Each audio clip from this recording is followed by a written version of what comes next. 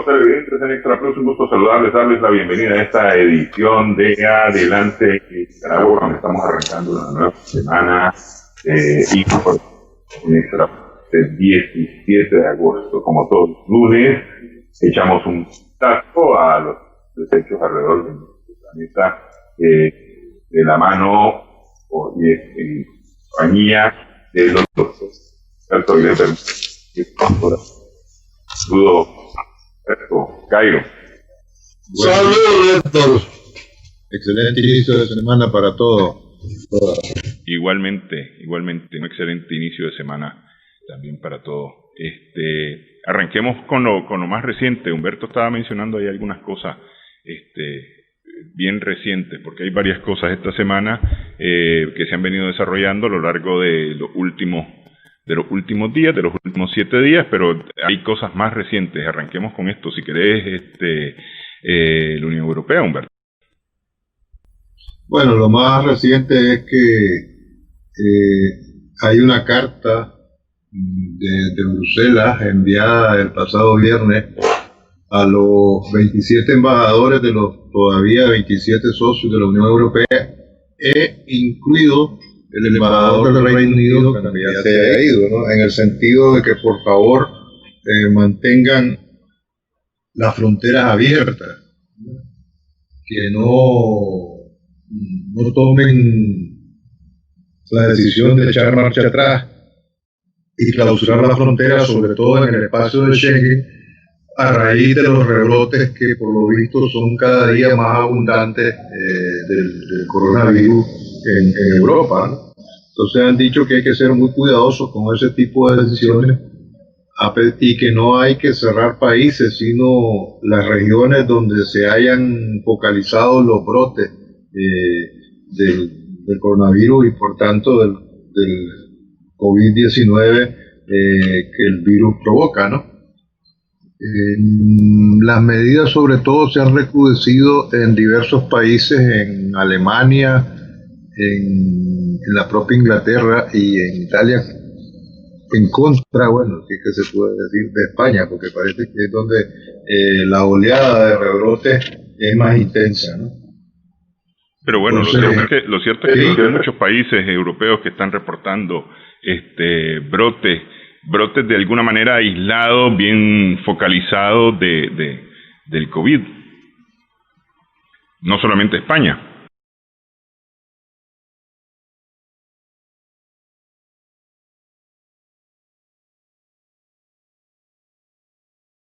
Algo pasó, sí, algo pasó con el audio de Humberto, que se nos perdió el audio de Humberto. No lo estamos escuchando.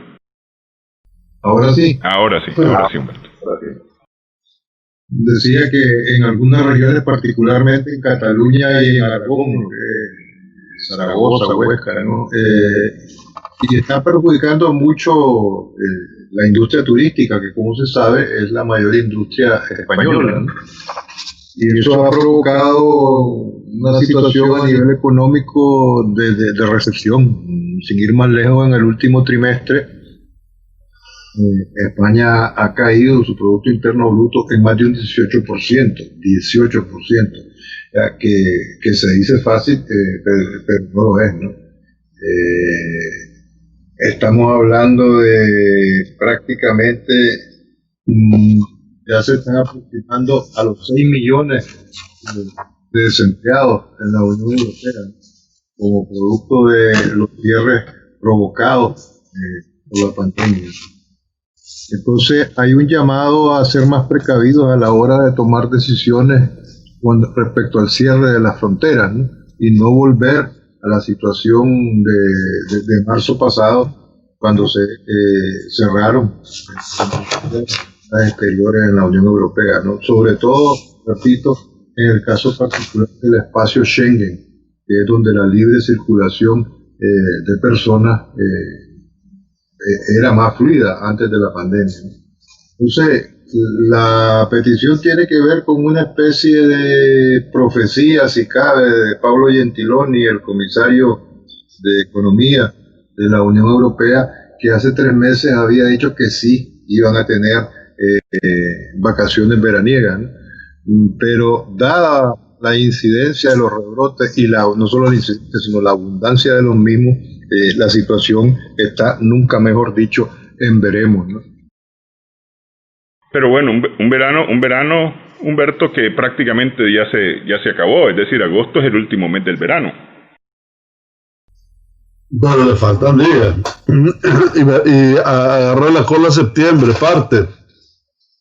Sí, no, por supuesto, y todo el mundo está temiendo fundamentalmente que septiembre se recrudezca la oleada de rebrote del virus, ¿no? Que no hay nada claro en ese aspecto, ¿no? Mientras la polémica con la Sputnik 5, la vacuna hecha pública, según la opinión occidental, sobre todo de forma prematura por Rusia y su registro sanitario, al menos en la Federación Rusa, la polémica se incrementa puesto que China hizo público en esta semana que ya también tiene su vacuna y que está en disposición de comercializarla en el plazo de un mes. Si no leí mal, me imagino que ustedes también habrán leído esa información al respecto, ¿no? Y que Brasil y Chile, por esta parte del mundo, sobre todo en el hemisferio sur, en la parte sur del continente americano, como que se han manifestado su disposición a sumarse a la elaboración de la vacuna, al menos en América del Sur, ¿no? Bueno, a esta altura se está planteando en muchos lados el día después del COVID, ¿verdad? Alrededor de la parte económica, y se dice que esto ha profundizado la crisis en general, y algunos hablan incluso, un artículo se titula, por ejemplo, "El coronavirus vendrá a matar la globalización", y hablan de la crisis de la pandemia, la crisis económica, la pérdida masiva de empleo, la crisis de la deuda pública, la crisis de las tensiones sociales, el impacto en la parte política, y además en el caso de la Unión Europea, específicamente, aparte de lo ya dicho, hablan de que la Unión Europea, dice Henry Farnell en el Foreign Policy, se encuentra cada vez más sola en la disyuntiva que Ursula von der Leyen habla entre una Unión Europea alrededor de principios geopolíticos o una Unión Europea alrededor del multilateralismo, que es fundamentalmente su razón de ser. El multilateralismo implica acuerdos mutuos entre los estados. La parte geopolítica básicamente es el poder de la Unión en sí frente a amenazas que pueda tener. Encuentran, entre otras cosas, que entre esas amenazas fuertes está la más clara, es la de Europa. Y en ese sentido, la gran contradicción es, por un lado, de que antes incluso del coronavirus, ya la introducción de la integración al mercado global limitaba, por un lado, las democracias nacionales, en donde la integración versus nacionalismo había ya un problema de tiempo de Maastricht, en que de alguna manera se puso una luz amarilla al proceso de integración. Lo otro es regulaciones financieras que han sido bastante leves. Los alemanes, por ejemplo, no están dispuestos a seguir pagando, según ellos, la integración de Europa, y creen que debería de darse un replanteamiento alrededor de las reformas fiscales.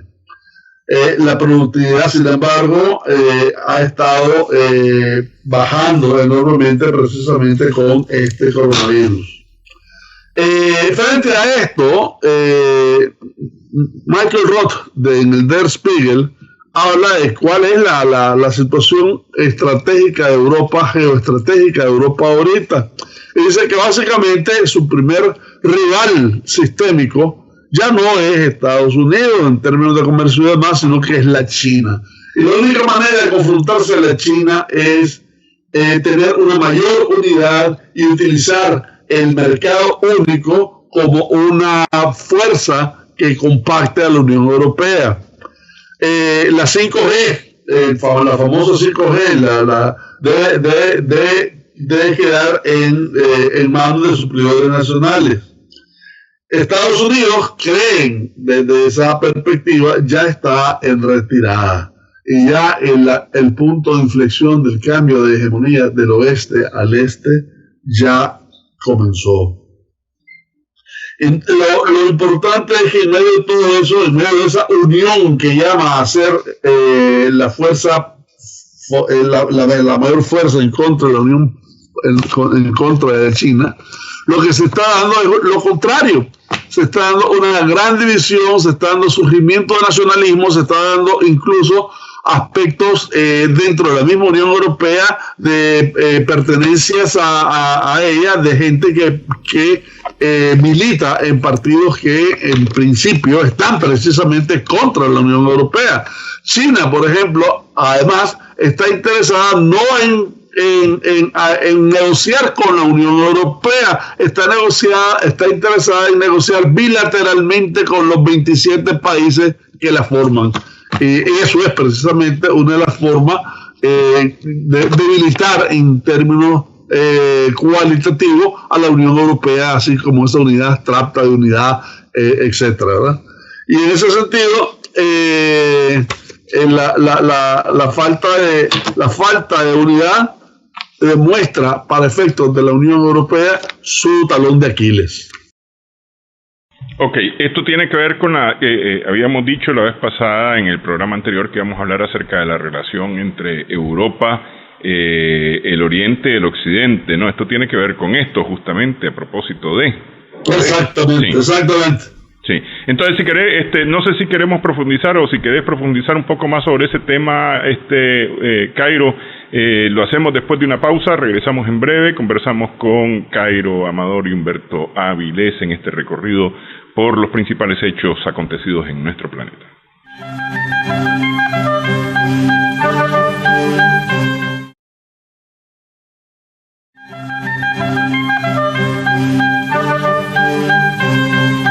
Seguimos en Adelante Nicaragua en Extra Plus, en este recorrido semanal por los principales hechos acontecidos, los publicados o no alrededor de nuestro planeta, con los doctores Humberto Avilés Bermúdez y Cairo Amador Arrieta. Habíamos quedado con un pendiente que ya empezaste, Cairo, a desenredar, ¿no? El tema de las relaciones entre la Europa, el Oriente y el Occidente. Bueno, entonces, ese bilateralismo, que en este caso persigue China, está fundamentalmente en contra del corazón mismo de lo que debería ser la Unión Europea. Y desde esa perspectiva, extiende una sombra sobre el futuro mismo de la Unión Europea, máximo en condiciones en que en medio de toda esta gran pandemia se expresó una desunión fuerte, ¿no? No solamente una desunión fuerte, y eso lo puedes ver en el caso de la negación del préstamo a Italia y de las distintas medidas que los distintos países tomaron alrededor de equipos médicos que se los quedaron en ellos y no los compartieron, etcétera, etcétera. La ausencia de una política paneuropea para enfrentar la crisis, etcétera, ¿verdad? Este intento de Estado supranacional en los términos de Morgenthau no está funcionando adecuadamente según algunos analistas. El hecho del préstamo de los 750 millones que la vez pasada estuvimos hablando, que Humberto detalló con amplitud, es un vector que va en contra de esa corriente. No sé si sea lo suficientemente fuerte o no como para alimentar de nuevo esa unión alrededor de ellos mismos. Pero lo cierto entonces es que hasta el momento la geopolítica, en términos de sus fuerzas y de sus debilidades, parece ser que China está claro de ese panorama y está precisamente de forma sistémica ahondando las diferencias más que profundizando las coherencias que puedan tener. Eso, de cara a Estados Unidos, a quien considera que ya está en retirada, hace que además tengan un sentimiento de estar solos. Sí, un sentimiento especialmente adquirido durante la administración Trump. Sobre todo adquirido durante la administración Trump, ese es uno de los legados de Trump. Trump, de cara a los aliados de Estados Unidos por más de 75 años, ha hecho un rol increíblemente consistente en la inconsistencia. Los ha debilitado a todos, los ha dividido a todos, los ha hecho que todos desconfíen de Estados Unidos como aliado. Humberto. Y especialmente la Unión Europea y especialmente la NATO. Humberto. Bueno, pero es que no perdamos de vista que precisamente el mayor éxito, si es que se le puede decir así, pienso que sí, pues la integración de la Unión Europea como una realidad no solamente geoestratégica, sino económica sobre todo, y desde el punto de vista político era, y lo digo deliberadamente en pretérito, la política exterior y de seguridad común.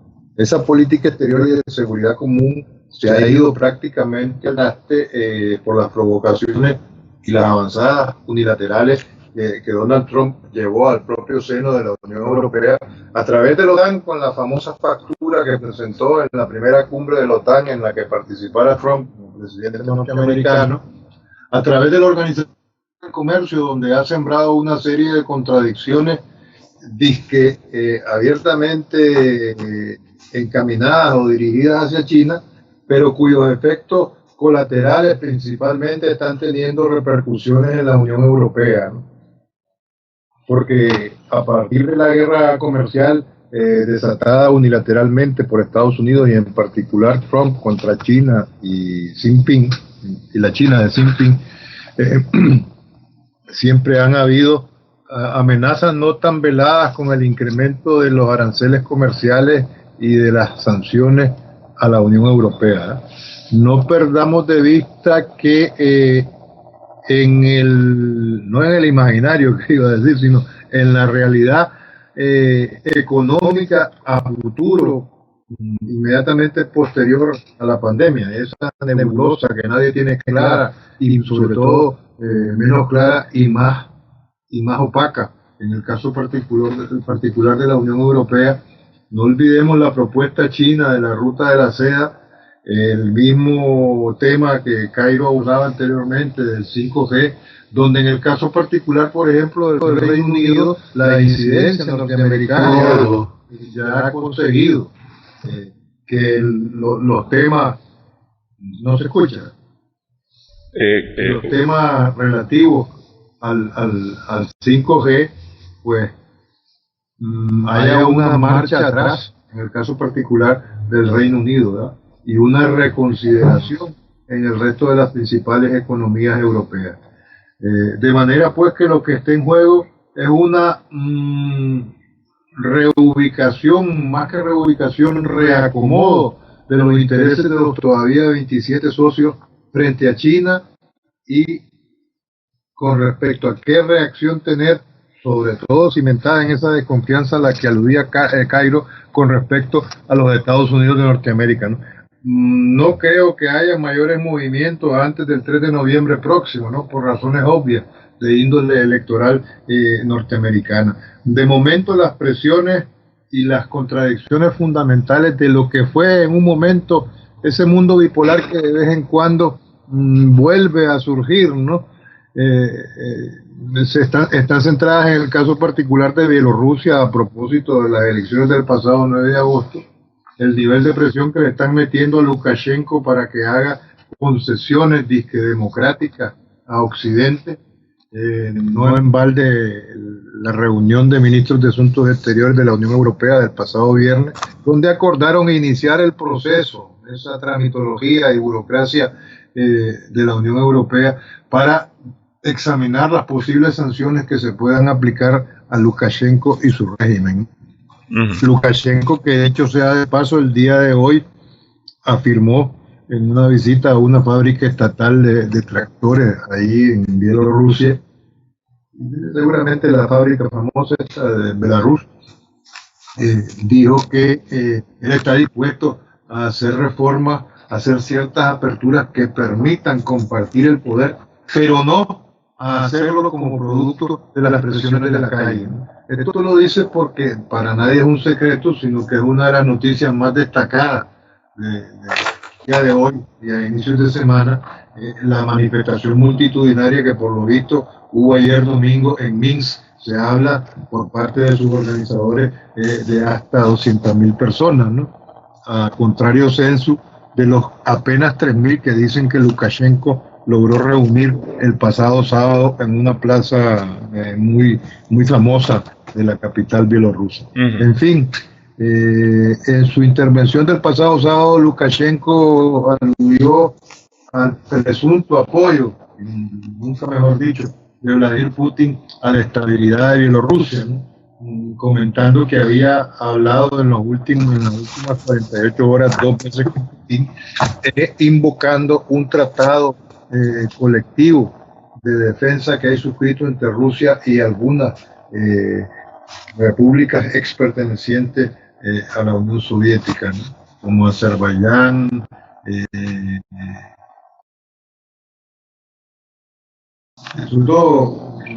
¿cómo se llama? Sí, estamos, varias de las otras repúblicas, ¿no? Sí, varias de las otras ex repúblicas soviéticas, ¿no? Efectivamente, sí. Hagamos una pausa porque estamos experimentando algunos problemas. Cairo no estaba escuchando, Humberto se nos ha cortado un poco la comunicación acá al final. Hacemos pausa para poder hacer algunas reparaciones. Volvemos en breve en Adelante Nicaragua.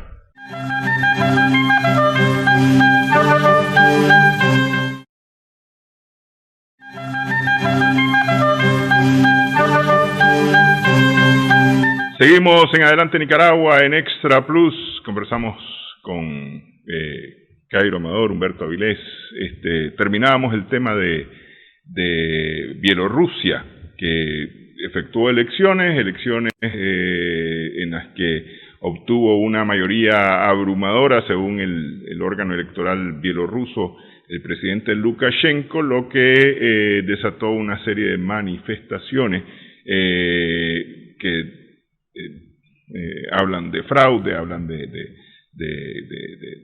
un gane no muy legítimo. La Unión Europea, especialmente Estados Unidos, por supuesto, se han plegado a esa posición y han exigido reformas, han exigido todavía no el tema de rehacer las elecciones, de volverlas a efectuar, pero sí están presionando al presidente Lukashenko. Cairo. Bueno, exactamente, manifestaciones enormes en Minsk, en Brest y en Rodino, que son las 3 ciudades principales. La señora Tikhanovskaya está en Lituania. Sí. Ha querido servir como mediador también junto con Estonia e incluso la Unión Europea, para lo cual hablan de la creación de un comité nacional previo al comienzo de plática. Es interesante recordar que sobre Bielorrusia hay 2 aspectos históricos muy importantes. El primero de ellos es de que la mayor cantidad de muertos proporcionalmente en la Unión Soviética en la Segunda Guerra Mundial fue 1.6 millones de Bielorrusia y 600.000 soldados soviéticos. No solamente eso, sino que después de Chernobyl el 70-80% de las nubes del tóxico que se desplegó después de la explosión de Chernobyl cayó sobre Bielorrusia, ¿verdad? Lo que de alguna manera desató una cantidad enorme de enfermedades, sobre todo alrededor de cánceres de todo tipo.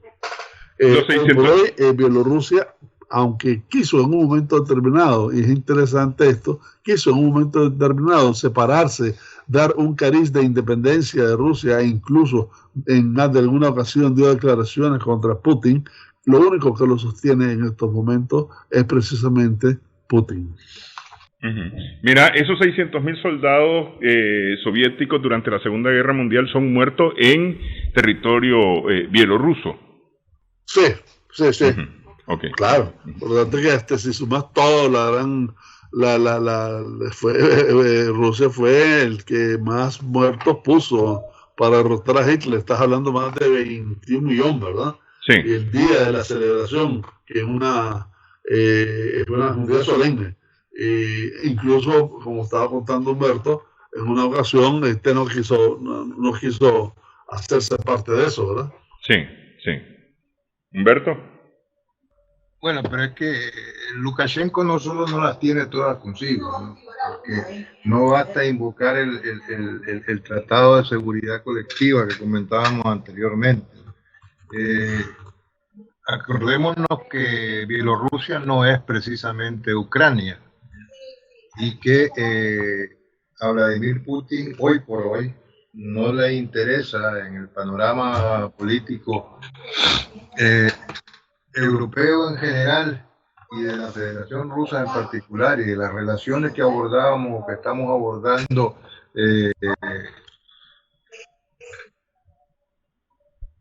a ver, se nos fue Humberto. No, ahí está ya Humberto. El símil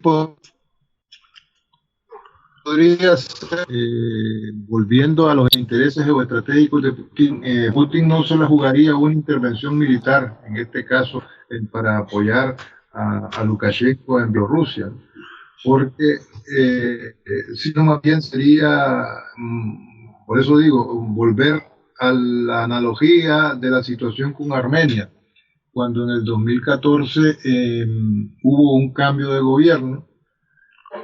Ahí Putin no metió las manos, recompuso las relaciones con Armenia, se llevaba bien con el nuevo gobernante y no sería el caso particular de Bielorrusia. ¿Por qué? Porque en definitiva Lukashenko no es ni prorruso ni pro-occidental, sino que Lukashenko es pro-Lukashenko. Pero un poco bastante en Bielorrusia se está intentando reproducir, fíjense bien, y no es nada novedoso, el caso de la candidata opositora, la Tikhanovskaya, que salió rápidamente para Lituania, ya se ofreció para encabezar una transición democrática y para que haya nuevas elecciones. De manera que la oposición tiene 3 pedidos, fíjense qué coincidencia, y quien tenga oídos para oír, que oiga, ojos para ver, vea, ¿no? Piden que se vaya Lukashenko en primer lugar, que se liberen a los más de 7.000 detenidos políticos y que se celebren nuevos comicios. Algunas coincidencias nada extrañas, ¿ya? Con situaciones de otras latitudes mundiales. De manera que no las tiene todas consigo Lukashenko, pero tampoco las tiene, de ahí la incertidumbre del futuro bielorruso, ¿no? Pero tampoco las tiene todas consigo Occidente y en particular la Unión Europea, que está cargando las tintas, sobre todo después de la reunión del viernes y la que ya convocó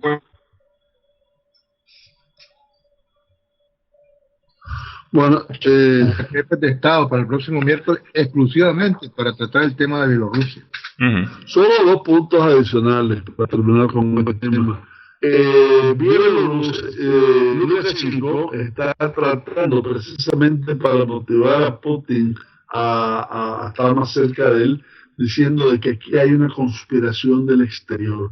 Y esa conspiración está alrededor de Ucrania, precisamente, de los Países Bajos y de Italia.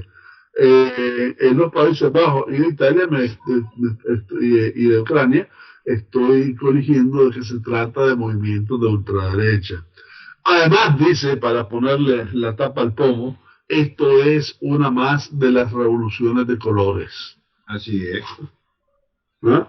Y con eso está poniéndole en bandeja de plata a Putin motivaciones que definitivamente le llegan a su memoria histórica, ¿verdad?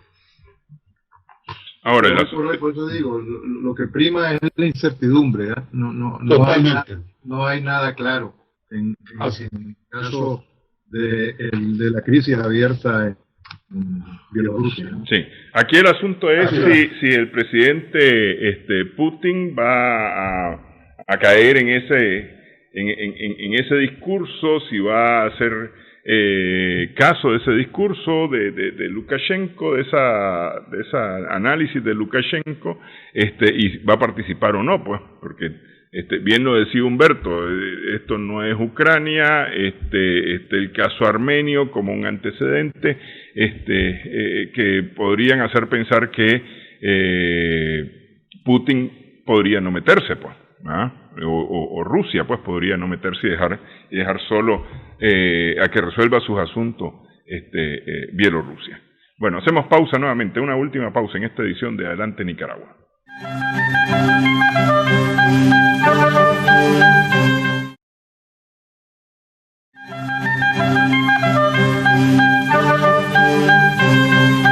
Seguimos en Adelante Nicaragua en Extra Plus. El viernes un buque iraní con petróleo o una flota iraní con petróleo fue detenida por Estados Unidos, interceptada por Estados Unidos y llevada a Texas, a Houston, a los puertos en Houston, exactamente.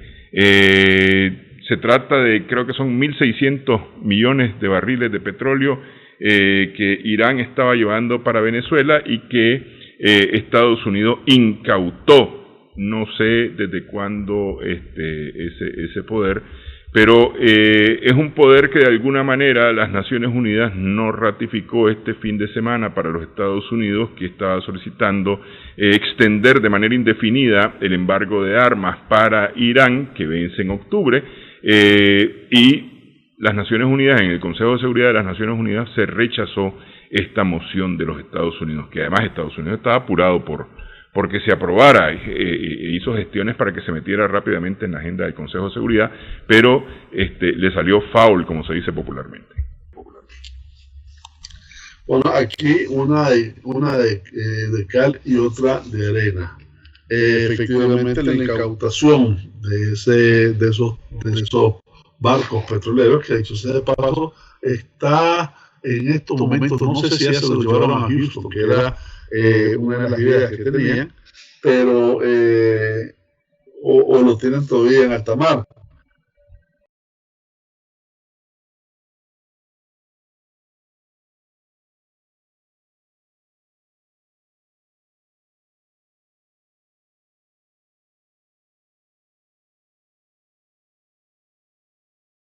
Sin embargo, ese mismo día el Consejo de Seguridad desautorizó a la petición de Estados Unidos en el sentido de no conservar el embargo de armas contra Irán, y se hizo de una forma apoteósica, porque de 15 miembros que están ahí, incluyendo los 5 que dan el veto, ¿verdad?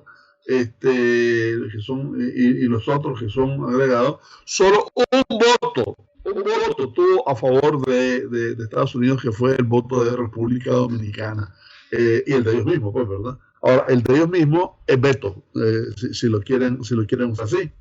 Pero todo el resto votó en contra de los Estados Unidos, incluyendo Francia, Alemania, Inglaterra misma, que ha sido su socio principal en todas estas actividades bélicas, etcétera, etcétera. Lo dejaron, en otras palabras, aislado, lo que de alguna manera es una expresión clara del desastre de la política exterior de Trump, ¿no? Eso fue una situación que fue contestada por Trump, diciendo que independientemente de de que se equivocaron y de que están poniendo en peligro el mundo y de que etcétera, etcétera, ¿verdad? Ellos van a hacer unilateralmente sus acciones. Y esto es peor todavía, porque tanto lo de los tanques como no obedecer las resoluciones del Consejo de Seguridad muestra un camino totalmente unilateral, arrogante, casi imperial, por supuesto, en contra del derecho internacional y en contra de la fundación misma, de los principios fundacionales de las Naciones Unidas. Ahora, ¿cuál es el fundamento para incautar ese combustible? Básicamente es una ley que sacaron ellos en donde prohíben a barcos de alguna manera, a barcos iraníes o a barcos con banderas de países que de alguna manera tengan relación con ellos, transportar cualquier mercancía, etcétera, a Venezuela, ¿verdad? Esto está como el hecho de lo que hicieron el año pasado, prohibiéndole a las compañías privadas tener negociaciones con Irán. La prohibición no era de una forma muy directa, ¿verdad? Pero sí le decían a Pfeiffer, por ejemplo, Pfeiffer, si vos tenés alguna relación con Irán, está bien, tenela, que te vaya muy bien, pero olvídate de que vas a poner una aspirina en Estados Unidos. Y evidentemente el mejor mercado de Pfeiffer era Estados Unidos. Por consiguiente, dejaba de trabajar con Irán. Eso le pasó, en el caso de Alemania, a la Bayer, a Pfizer, a Mercedes-Benz, a Siemens, etcétera, y así al resto de Europa. Y ese tipo de actitudes es precisamente la que va en contra de la fundación misma del comercio internacional, ¿verdad? Porque se están arrogando derechos que no tienen y están restringiendo la libertad de comercio de los otros. Sí, pero si no me equivoco perdón, Humberto, rápidamente. Me parece que esto fue una decisión de un juez en los Estados Unidos que ni siquiera es la Corte Suprema de Justicia, sino que es la decisión de un juez, ni siquiera es una ley de los Estados Unidos, sino una sentencia de un juez prohibiendo la comercialización de petróleo o de combustible iraní, o la transportación de combustible iraní fuera de Irán en la embarcación que sea. Pero eso es tan como que aquí en Nicaragua, en un juzgado, vayamos y digamos que Costa Rica no puede transportar ni sobre los mares adyacentes a Nicaragua, ni sobre el cielo de Nicaragua, mercancías para el norte, por decir alguna cosa, y entonces se incauten. Es decir, no tiene mayor sentido, pues no tiene mayor lógica, si no es una decisión mundial, es una decisión totalmente local, pues la de los Estados Unidos. Por lo tanto, yo no veo esto más que como un robo sencillo, un robo vil y vulgar del combustible. La lógica la tiene, la lógica es presionar, estrangular la economía de Venezuela. No, pero sí que eso está claro. Eso es claro. Sí. Eso es claro, eso está clarísimo. Lo que pasa es que al final de cuentas es un robo so pretexto de llevar la democracia, mi democracia, donde yo quiero. Así es. Sí. Humberto. Una vez más una violación descarada del ordenamiento internacional, ¿no? Ningún disfraz, son embargos comerciales contra Irán y contra Venezuela en particular, ¿no? Y son cargas de profundidad hacia el funcionamiento de la Organización Mundial de Comercio. No olvidemos cómo Estados Unidos no ha permitido que se renueven los 3 cargos que están vacantes en la instancia de apelación de la Organización Mundial del Comercio. Y son los efectos del unilateralismo en política exterior y particularmente en materia de comercio internacional. Eso es lo que está ocurriendo, pero legalidad ninguna. Eso es como el oro que... Pero eso precisamente mata la globalización. No, por supuesto, pues sí que la globalización está, si se me permite la expresión, en alas de cucaracha, no solamente por el unilateralismo, sino por el pésimo manejo que de los efectos, en particular comerciales, de la pandemia se están haciendo desde la Casa Blanca en particular y desde sus mandates, como puede ser el tal Boris Johnson en Downing Street, a nivel de lo que fue la Gran Bretaña y cada vez es menos grande y es solamente el Reino Unido e Irlanda del Norte, con seria tendencia irlandesa a liberarse o independizarse, si cabe la expresión, del Reino Unido, cada vez más desunido, ¿no? Son los efectos, repito, del unilateralismo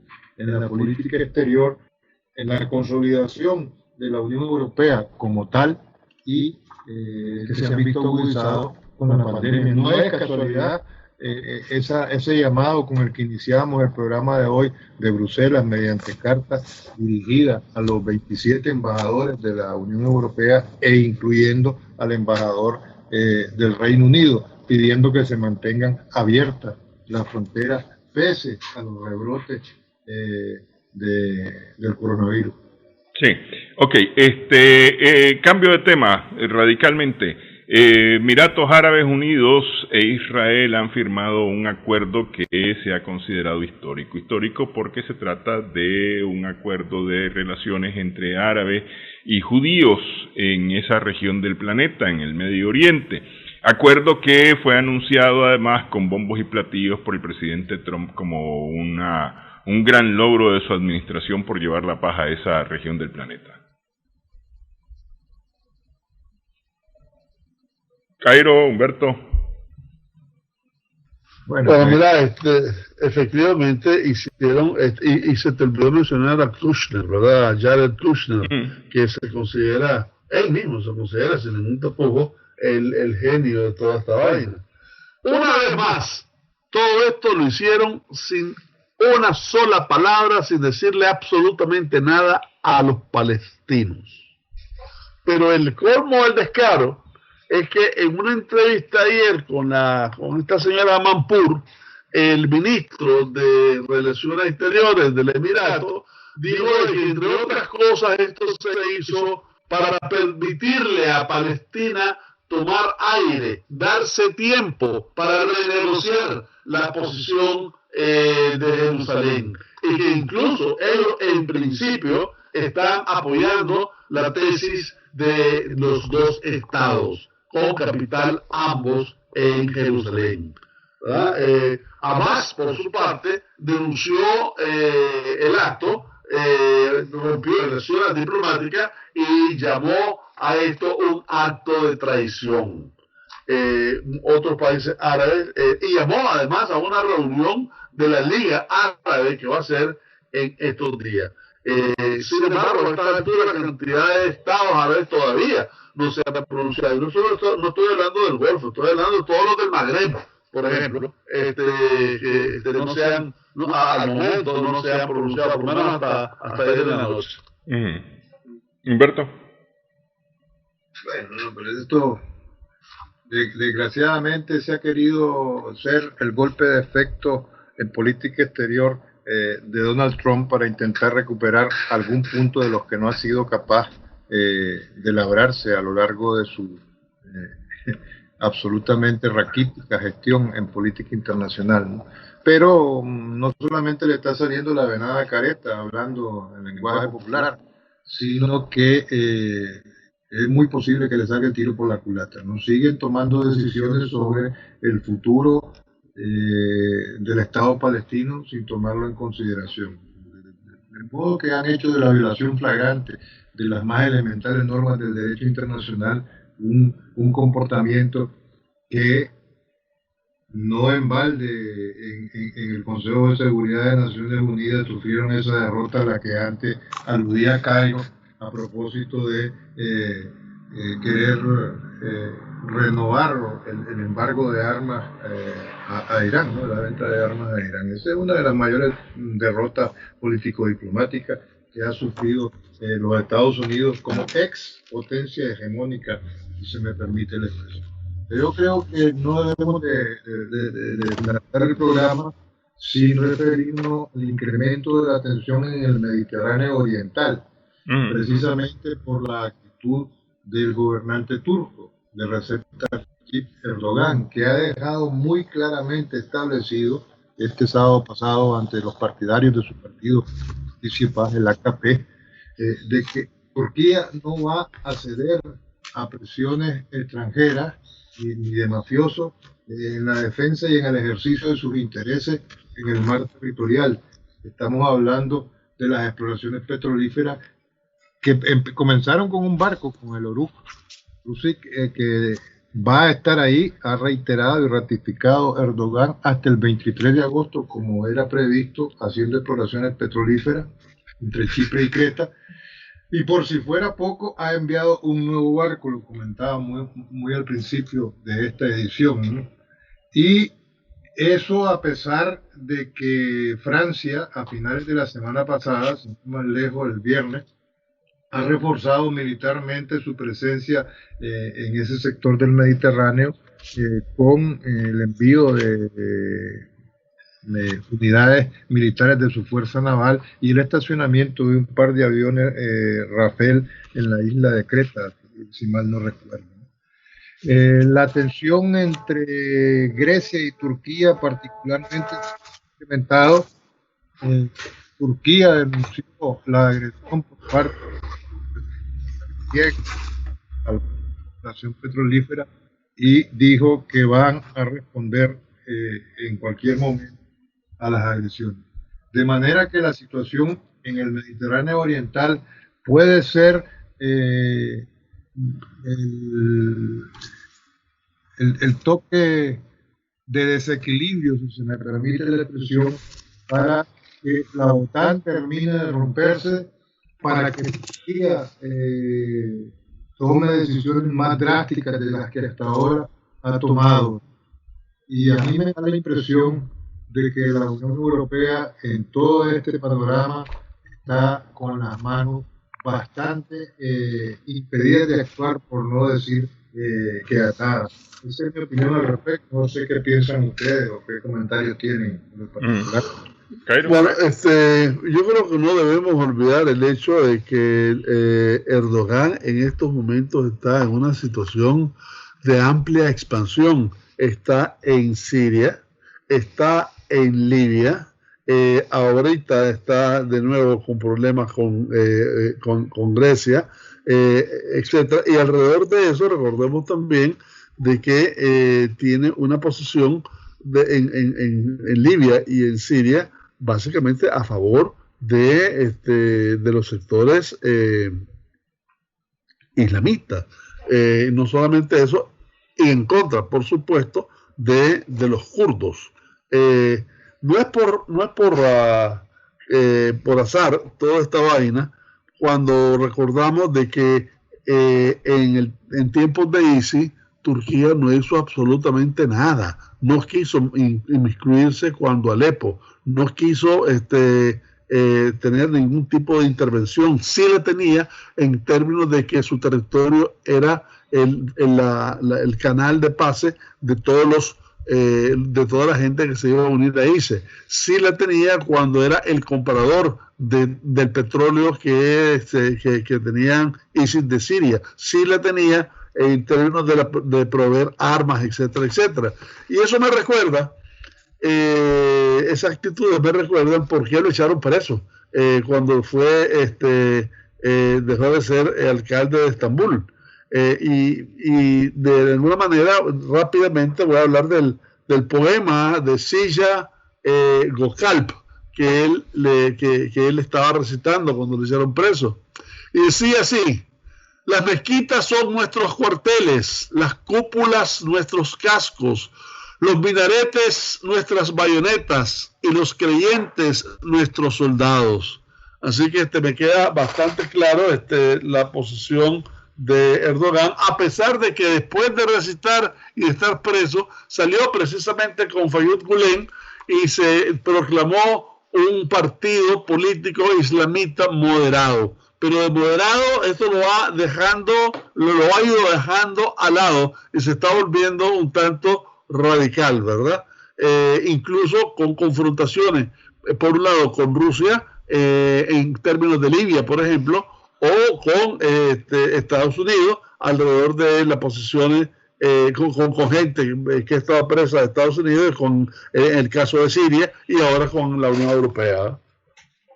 Bueno, en fin, así están las cosas en el planeta. Gracias, Cairo, gracias, Humberto. El tiempo se nos ha vencido en este programa. Gracias por su participación, gracias a nuestras amigas, amigos televidentes por su sintonía. Esperamos que el programa haya sido de provecho para usted.